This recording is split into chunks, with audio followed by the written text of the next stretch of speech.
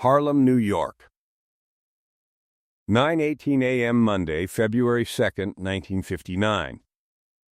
The rain had been falling since dawn, turning the streets into mirrors that reflected the gray sky above.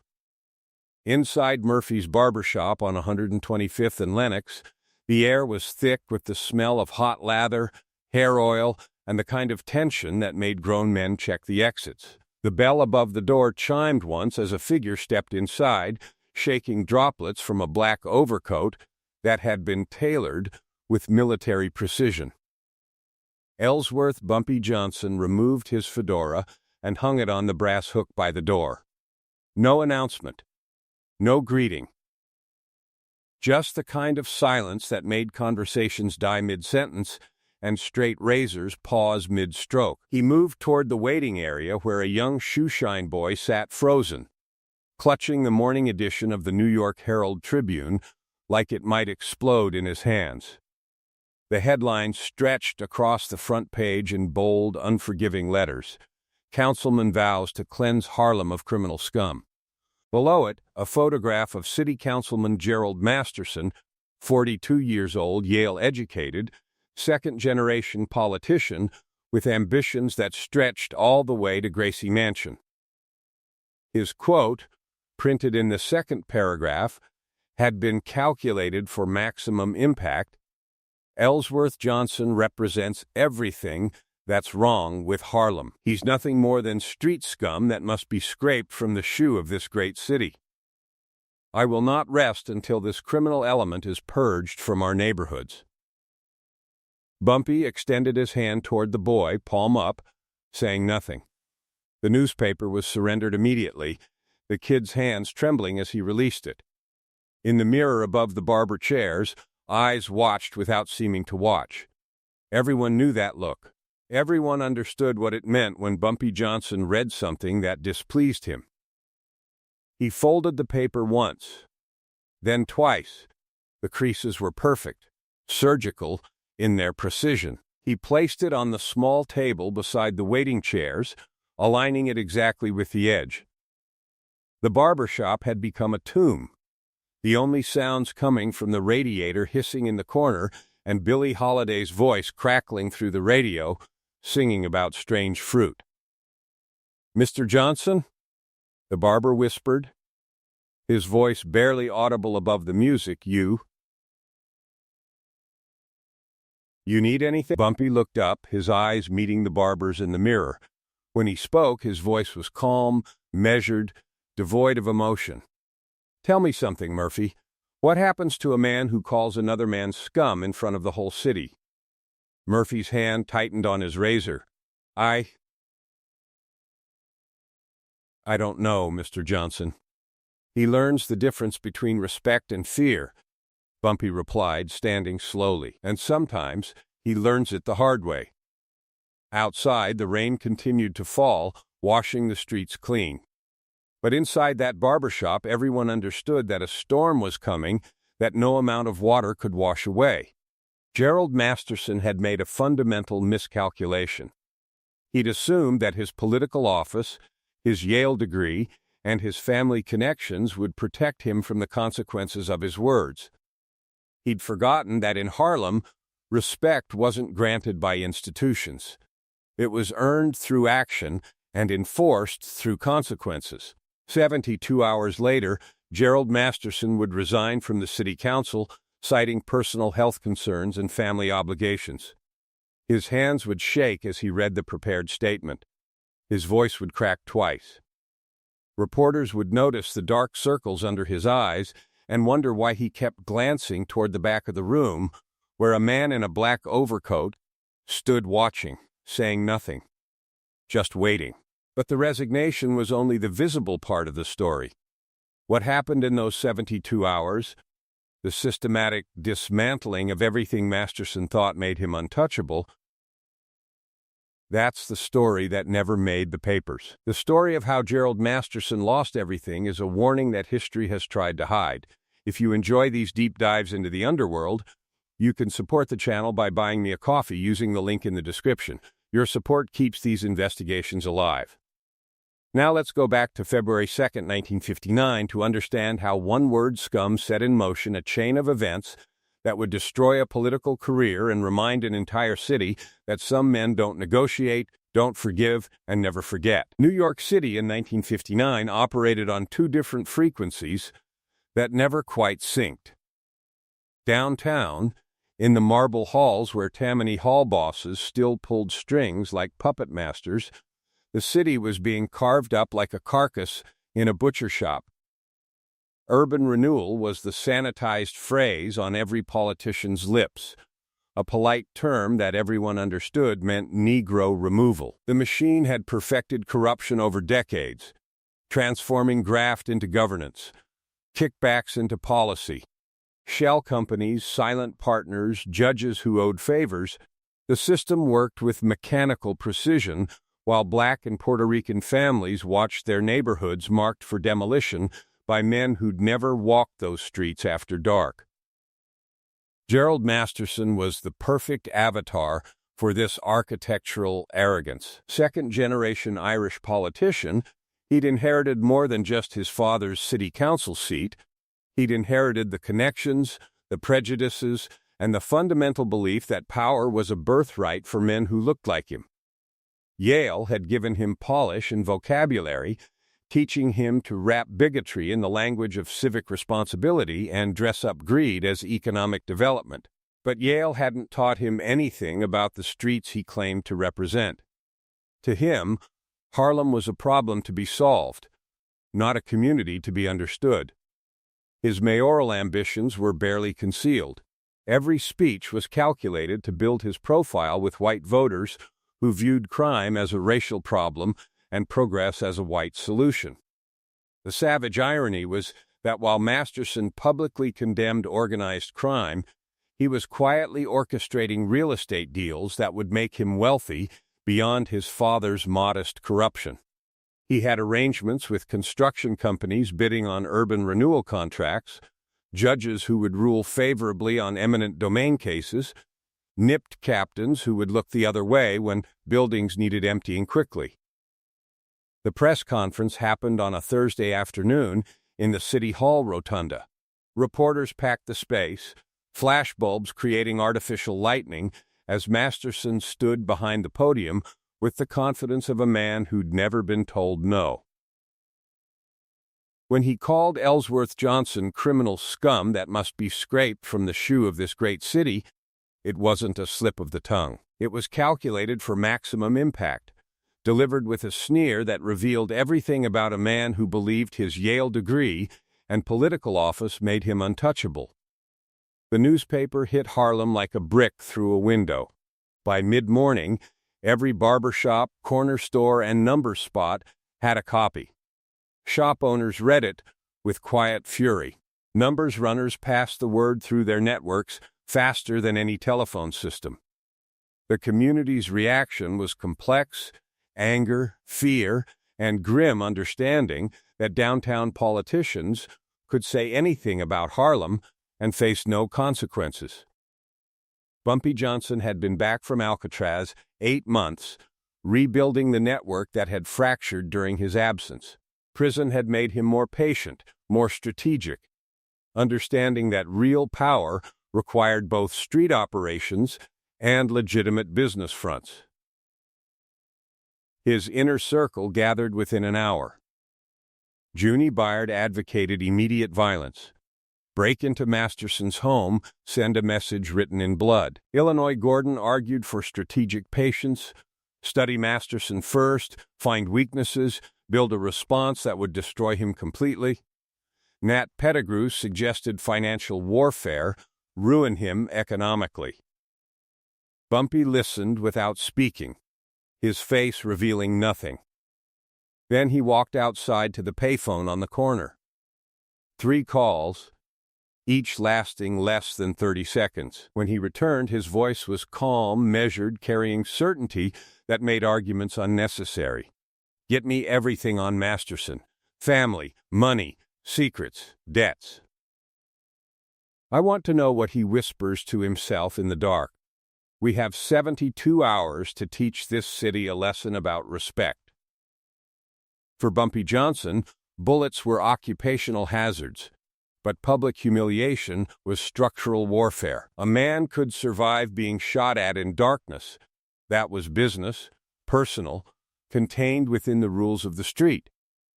But being called scum in a newspaper read by the entire city attacked something more fundamental than flesh and bone.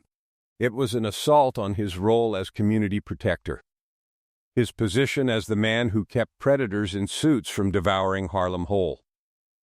When Masterson used that word, he wasn't just insulting Bumpy, he was telling every shop owner, every grandmother, every working family that their shield was worthless. Respect was currency in Bumpy's world, and Masterson had just declared it counterfeit.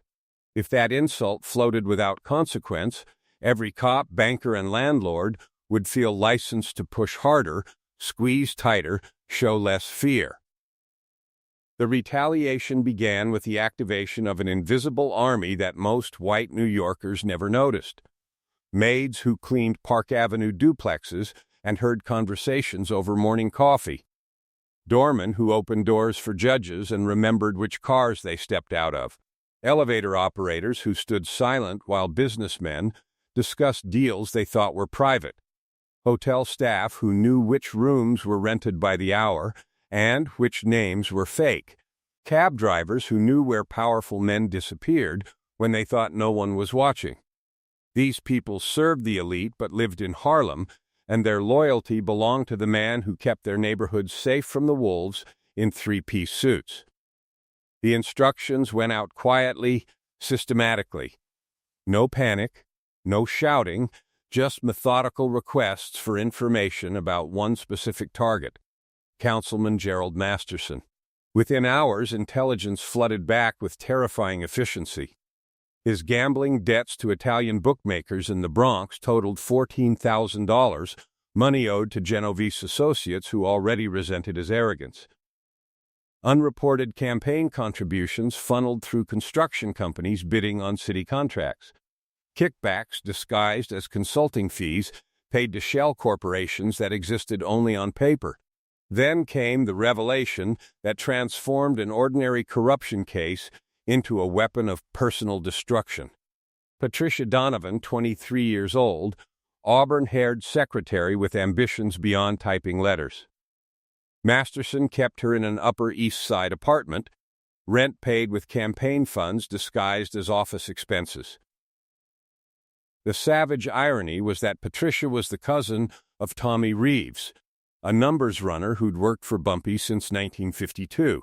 She'd been feeding information for months, not out of loyalty to Bumpy, but out of resentment toward Masterson, who treated her like property he'd purchased with other people's money. Deeper investigation revealed Masterson's real estate scheme in brutal detail. Urban renewal money meant for community improvement was being used to demolish Harlem tenements. His silent partners included Judge Harold Weinstein, who expedited eminent domain cases, and two nipped captains who ensured buildings emptied quickly through selective enforcement of housing codes. Bank records were accessed through corrupt clerks who owed favors. Hotel registries were checked by desk staff who remembered faces. Private conversations were recorded through bugs planted by telephone repairmen who understood what was being asked of them. While this machinery operated in shadows, Masterson doubled down publicly, demanding federal investigation into organized crime's infiltration of city politics. He looked frantic, a man shouting to drown out his own secrets. In stark contrast, Bumpy maintained strategic patience that looked like indifference.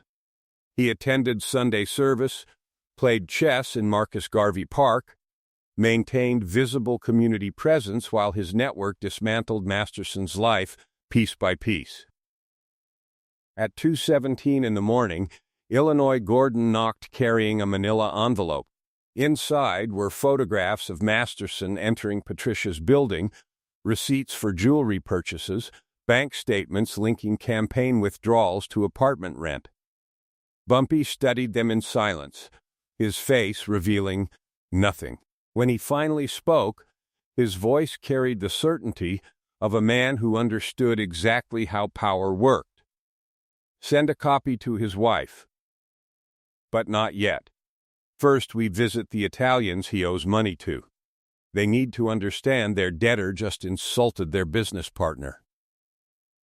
Day 2 began at 6:45 with the death of routine. Gerald Masterson stepped into his driveway, coffee steaming in the February cold, keys jingling with the confidence of a man whose world operated on schedule. The Cadillac's engine turned over once, coughed like a dying man, then surrendered to silence. When the mechanic arrived an hour later, he dipped his fingers into the gas tank and rubbed granules between his thumb and forefinger. Sugar, 5 pounds of it, coating the fuel lines like sand in an hourglass. It was petty vandalism on the surface, the kind of trick teenagers might pull. But Masterson understood its true message.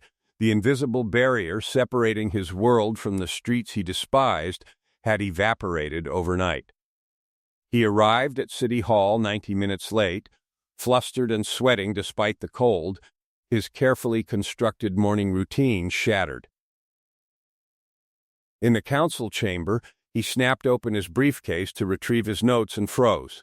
On top of his neatly arranged papers sat a folded sheet of bond paper, typed with mechanical precision. Scum recognizes Scum. Salvatore Marche wants his $14,000. He's been told you called his Operation WAP garbage at the poker game. He's very upset. The words hit with surgical accuracy. The debt was exact. Money he owed a Genovese associate in the Bronx. The slur was verbatim, spat out drunk 3 weeks earlier at what he'd believed was a private card game. Someone had been listening. Someone had perfect recall. Someone was setting terms. At 1:15, his bank called about irregular activity on his campaign account. Withdrawals matching Patricia's rent payments, jewelry purchases that couldn't be explained as legitimate expenses. The fraud investigation was automatic, procedural, impossible to stop once triggered. His protests sounded hollow even to himself as federal banking regulations ground into motion with bureaucratic inevitability. 3 o'clock brought betrayal disguised as resignation. His personal secretary of 6 years, the woman who knew where every political body was buried and every illegal check was hidden, quit without explanation. She packed her desk methodically, taking sensitive files that should have remained locked in his office, and walked out while Masterson watched helplessly. What he didn't know, what he had no way of knowing, was that Linda Keene had been on Bumpy Johnson's payroll for 8 months, feeding information while maintaining perfect professional courtesy. Desperation drove him uptown by late afternoon. At 4:45, Masterson used his key to enter Patricia Donovan's Upper East Side apartment, finding rooms stripped of everything personal. Furniture remained, but photographs were gone, clothes removed, the bathroom cleared of makeup and perfume. On the polished dining table sat a single typed note that read like an epitaph: "Your wife knows about the jewelry. Your party knows about the money. Your God knows about your soul." This was the architecture of Bumpy Johnson's revenge, systematic psychological warfare designed to strip away every layer of security Masterson had constructed around himself. No violence, no threats, just the steady erosion of control through precision strikes at his most vulnerable points. Each incident was carefully calibrated, small enough to seem like coincidence individually, but collectively screaming intentionality.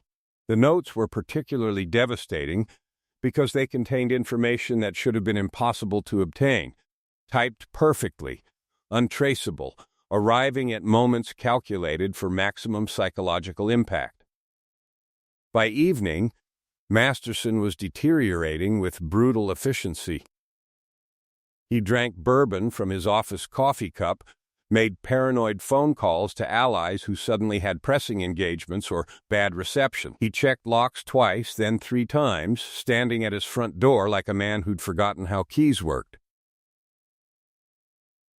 At 11:47 that night, his wife confronted him with photographs spread across their dining room table like evidence at a crime scene.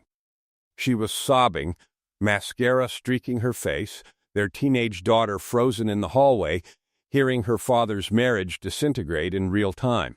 The phone rang, cutting through his pathetic explanations. He answered with hands that shook so badly he nearly dropped the receiver. The voice was calm, familiar from news reports and whispered warnings, carrying authority that made arguments impossible. Tomorrow morning, every newspaper in the city gets the complete file. Unless you're at Sylvia's restaurant on Lenox Avenue at 7 o'clock. Come alone. Come ready to listen. The line went dead, leaving Masterson holding a silent phone while his carefully constructed world collapsed around him. Day 3 arrived with Gerald Masterson looking like a man who'd aged a decade in 72 hours.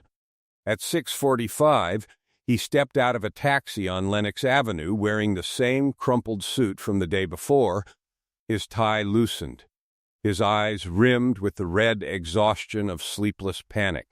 The gray February morning offered no comfort as he approached Sylvia's restaurant, its windows dark except for the soft glow emanating from the back. The closed sign hung in the door, but when he pushed, it opened to reveal a dining room that smelled of pine cleaner and fresh coffee, chairs upturned on tables like tombstones in a cemetery.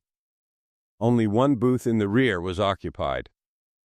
Ellsworth Johnson sat calmly eating breakfast with unhurried precision, methodically cutting his toast into perfect squares. He didn't acknowledge Masterson's arrival, didn't gesture toward the empty seat across from him. The mundane domesticity of the scene, grits, eggs, bacon arranged precisely on his plate, coffee steaming in a white ceramic cup, made it more terrifying than any dark alley confrontation. Masterson approached, trying to reconstruct authority from muscle memory. He opened with threats, reflexive and automatic, talking about police commissioners he knew, judges he'd helped, federal contacts he could activate. The word extortion fell from his lips like a magic spell that might reverse his situation. Bumpy didn't respond verbally. He simply wiped his mouth with the linen napkin, placed it gently beside his plate, and slid a thick manila folder across the table without speaking. Inside was a complete autopsy of Masterson's career. Documentation of the real estate scheme with shell companies traced through 3 layers of corporate fiction. Bank records showing illegal campaign contributions, transfers he'd believed were invisible. Photographs of him entering Patricia Donovan's building at hours that destroyed any possibility of innocent explanation. Copies of jewelry receipts matching pieces his wife had questioned.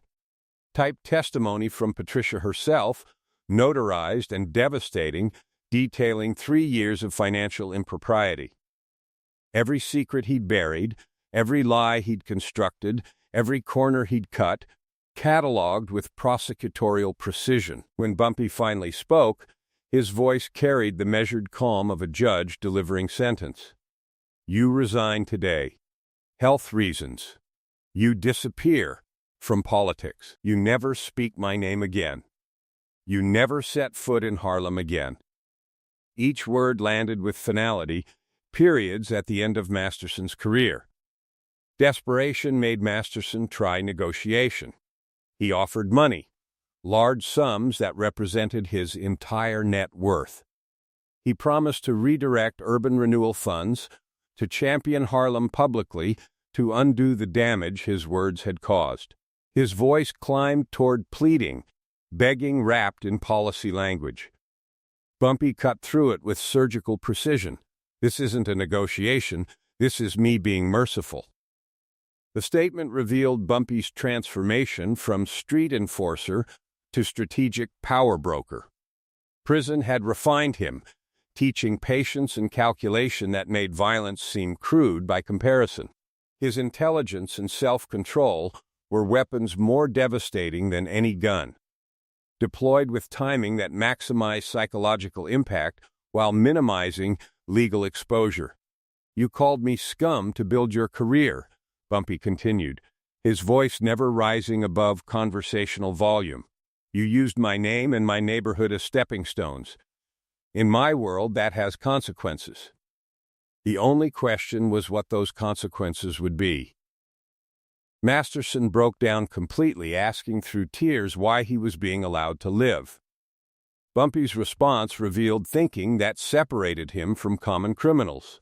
Dead martyrs inspire followers. Living examples teach lessons. Bumpy stood, buttoning his coat with the same precision he'd applied to dismantling Masterson's life. At the door, he delivered final terms with devastating certainty. "You have until 5 o'clock this afternoon to announce your resignation. If you don't, at 5:01, your wife receives photographs from 1956 that will destroy what's left of your family. And Salvatore Marchese will learn that you're cooperating with federal investigators about his gambling operation." Masterson sat alone in the empty restaurant, completely broken, staring at his reflection in the darkened window, a ghost of the arrogant politician who'd called someone scum 72 hours earlier. At 4:47 that afternoon, Gerald Masterson arrived at City Hall, looking like a man who'd been excavated from his own grave. The transformation shocked even seasoned reporters who'd covered political scandals for decades. The arrogant councilman who'd sneered behind podiums just 72 hours earlier had been replaced by a hollowed-out shell. His suit hung loose on his diminished frame, as if his body had physically contracted under the weight of his circumstances. His hands trembled so violently he gripped the podium edges to steady himself, knuckles white with desperate pressure. The hollowness in his eyes drew immediate attention.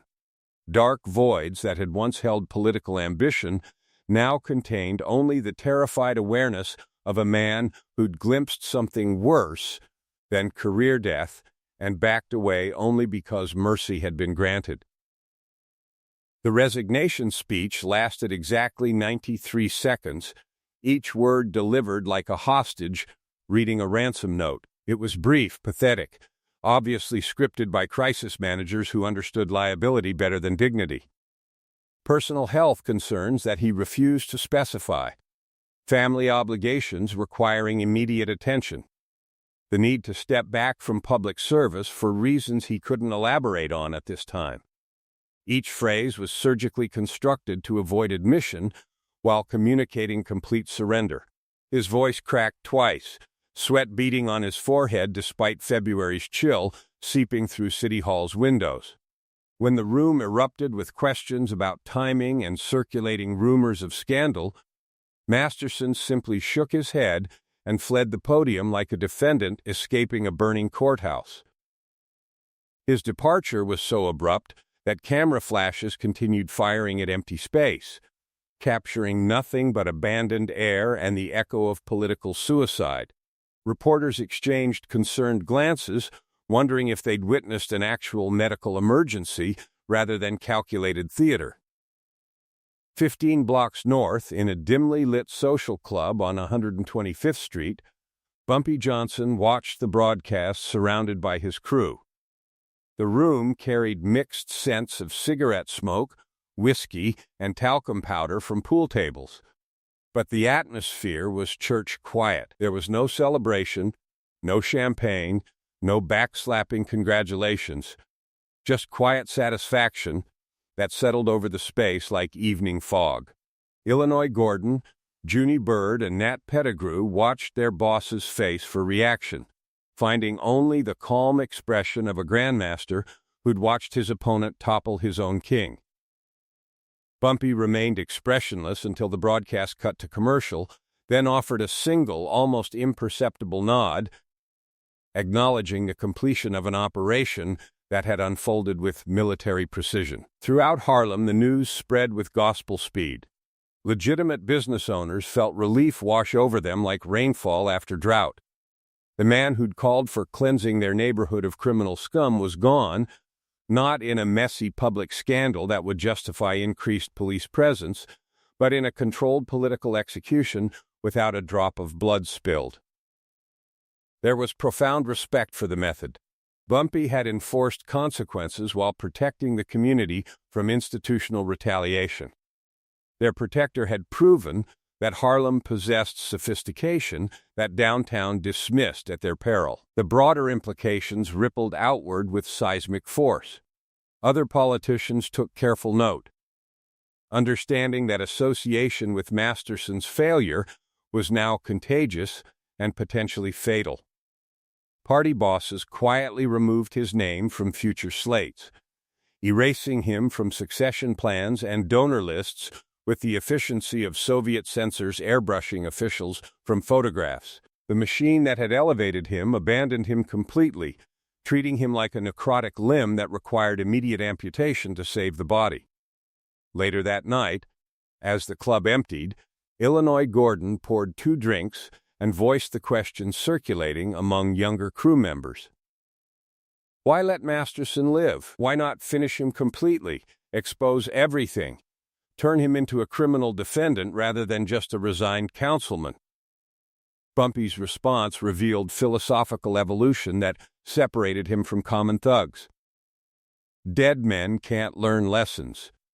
Broken men can. Every politician in this city just learned what happens when you disrespect Harlem. The ripple effects continued for weeks with brutal certainty. Masterson's real estate deals collapsed as partners scrambled to distance themselves from toxic association. Construction companies tore up informal agreements. Judges who'd once taken his calls now let them ring unanswered. His political allies discovered urgent reasons to be unavailable when he reached out. His name became a cautionary tale whispered in political circles, shorthand for the man who'd insulted Bumpy Johnson and paid with his entire career. 2 weeks after the resignation, federal urban renewal money was quietly redirected. The tenements Masterson had marked for demolition were instead renovated through community improvement projects that actually served residents rather than developers. Contracts landed with firms that hired local labor. Tenants who'd been bracing for eviction notices found electricians and plumbers in their hallways instead. Nobody could trace the pressure that caused this reversal, but the timing made authorship obvious to anyone paying attention. 6 months later, a small article appeared in the back pages of the Amsterdam News noting the establishment of a new community development corporation in Harlem, funded by anonymous donors and focused on preserving neighborhood character while supporting black-owned businesses. Bumpy Johnson never confirmed his involvement, never claimed credit, never sought recognition. But everyone in Harlem understood the symmetry. The man they'd called Scum had taken the wreckage of his enemy's career and constructed something systematic, precise, and quietly powerful from the ashes, transforming revenge into resurrection. 1 year later, Gerald Masterson existed only as a ghost haunting his own biography. He'd fled New York entirely, abandoning everything that had once defined his identity: the inherited council seat, the Yale connections, the mayoral ambitions that had stretched toward Gracie Mansion like grasping fingers. Connecticut became his exile, a quiet suburb where he lived under his mother's maiden name, Matthews, selling life insurance policies to families who had no idea they were planning futures with a political corpse. The divorce had been finalized with surgical brutality, his wife claiming irreconcilable differences, while her attorney stripped him of assets accumulated through decades of corruption. The savage irony was complete. The man who'd planned to demolish Harlem tenements now lived in a rented apartment above a hardware store, his existence so thoroughly erased that even former allies pretended not to recognize him at chance encounters. His name survived only as whispered instruction in political backrooms. "Don't pull a Masterson" became shorthand among party bosses, educating ambitious young councilmen who mistook arrogance for strategy. Senior officials used his story like a cautionary fable, warning against disrespecting communities you didn't understand and underestimating men you dismissed as criminals. His reputation wasn't just destroyed, it was weaponized as curriculum for navigating urban power structures without triggering consequences that could end careers in 72 hours. The incident had elevated Bumpy Johnson's status in ways that violence never could have achieved.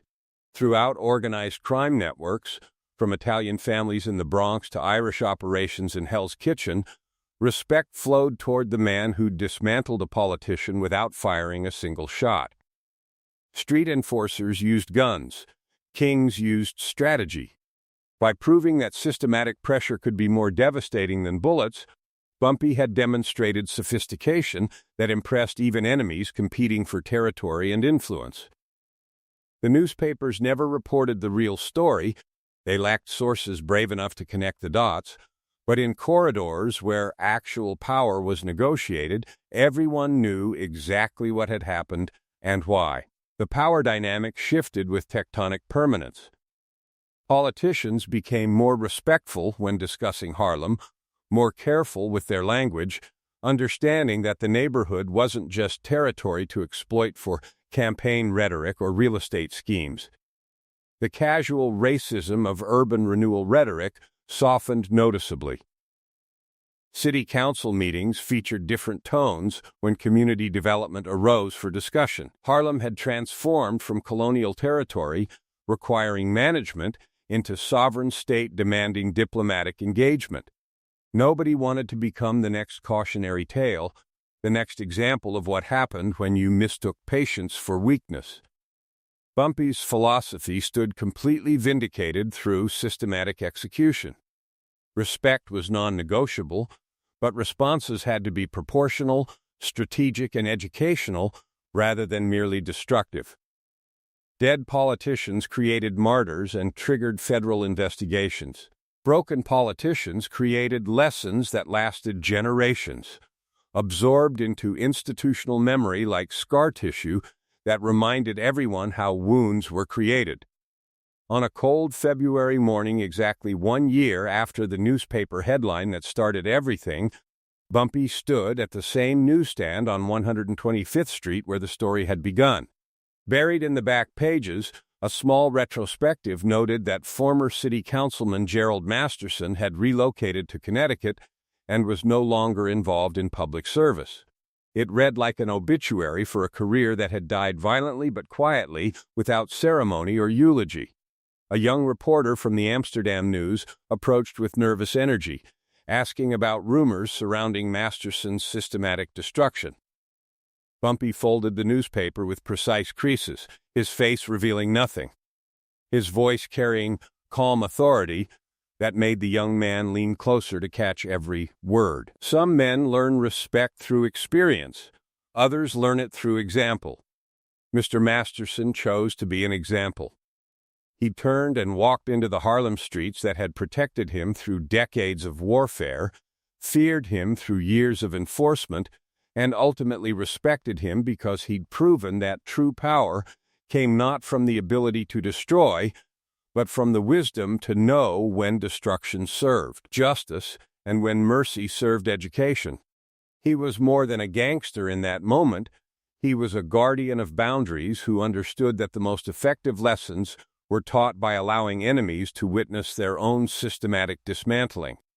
Gerald Masterson called Bumpy Johnson Scum in a newspaper on February 2, 1959.